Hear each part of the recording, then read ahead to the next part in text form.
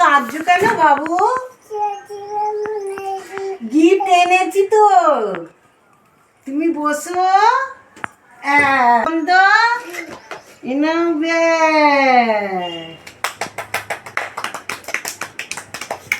আর কি নেবে? বই এনাও, স্লেট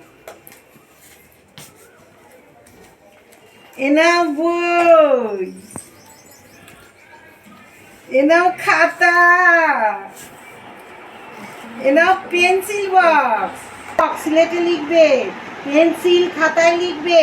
এ দেখো রাবার, এ দেখো বাবু শার্পনার দিয়ে পেন্সিলটা ছুলবে। ঠিক আছে তো বাবু? গিফট, সারপ্রাইজ গিফট ভালো হয়েছে তো?